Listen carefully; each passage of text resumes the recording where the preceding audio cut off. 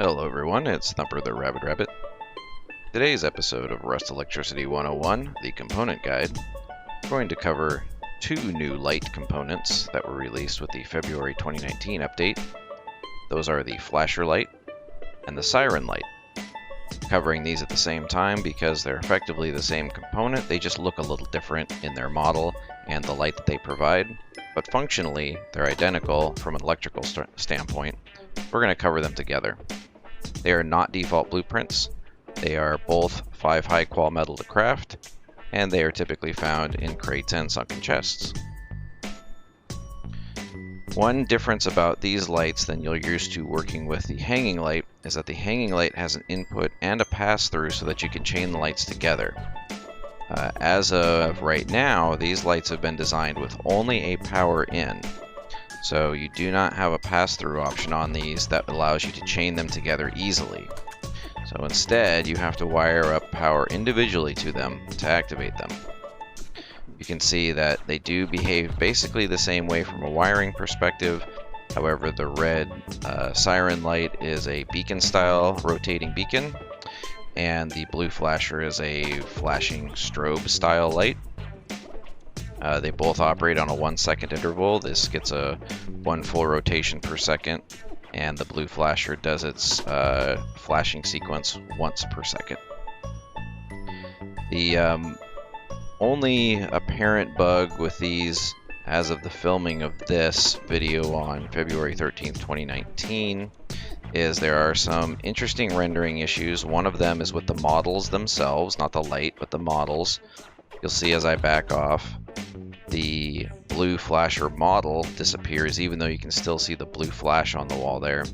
And the same thing with the Siren. As I move away, you can still see the rotating beacon light, but the model itself has disappeared from the wall. I think this still has something to do with the Unity updates that happened, and they may be still playing with draw distance and rendering. The lights still function. You can see them for a pretty good distance. However, there is a bug that I've seen not only on this straight stock vanilla build, but a lot more on modded servers, and it's really hard to reproduce, so I'm not exactly sure how it's going to get handled.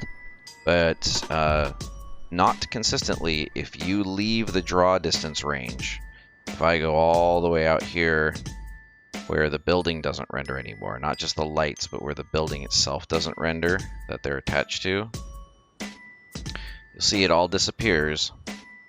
And then if I fly back in, sometimes the lights will still be on, and sometimes they will not. In this case, you still see a very interesting anomaly. The lights that we have turned on are not operating, and the lights over here that are actually turned off right now, for some reason, these on the wall are operating, and the ones on the floor, which are also turned on, are not. That's actually a fantastic demonstration of this bug. It's really inconsistent. I'm pretty sure if I turn these off and on again, they'll restart. Yep.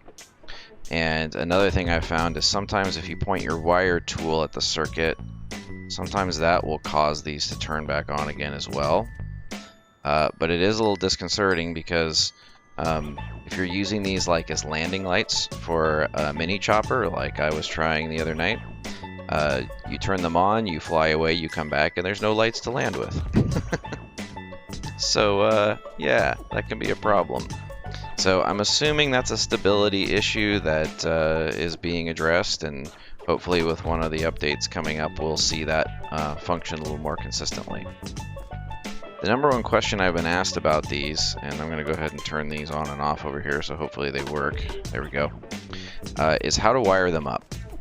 And there's a little bit of debate here, but I'm going to show you both styles and then give you my preference.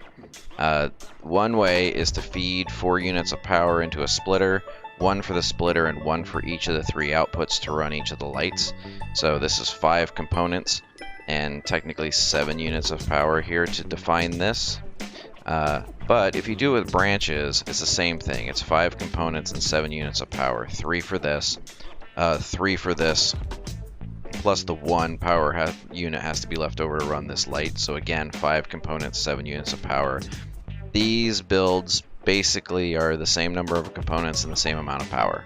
So it's debatable which of these you would want to use.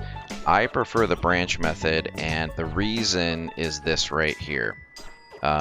Typically, if you're stringing a lot of lights together, you're probably doing it on a landing pad or a bridge or a tower or something like that, where you have to run these along a structure. And using branches allows you to just drop a branch everywhere where you want to place a light, and then just break the wiring to the light off of the branch output. And then finally, the last light in the string can come off of the end of the power out of the last branch. These help you extend your cabling. You get another 30 meters of cable every time you connect to a component. It's also usually a little simple from a wiring perspective. Instead of having a splitter somewhere in the middle of your base and having to run wire all the way out to each light, and if you mess up, you got to start over. This has your wiring right next to it. So if I need to pick up this light, or I want to replace it with a beacon light instead, or siren light, I can just pick this up, drop it, rewire it right here. A little easier to do, a little easier to keep track of. Not particularly more expensive from a component or a power consumption standpoint. I just prefer it that way. You're welcome to do whatever you like there. So there you have it. In summary, these two lights, the siren light and the flasher light, operate nearly identical. They both consume 1 unit of power. They both require 5 high-quality metal to craft. They're found in crates and sunken chests, and they are not default blueprints. And they are both subject similarly to the rendering bugs that occur. And I wish I could tell you more about those bugs, but we're just going to have to wait and see how the stability improves on those. So you have your choice of methodologies for wiring them all up. But as you can see, they're quite colorful, quite vibrant, and they're visible from quite some distance, so they're a great option for using for raid alarms and traps and other things to add a lot of excitement to your build. Ladies and gentlemen, have fun with the new flasher and siren lights.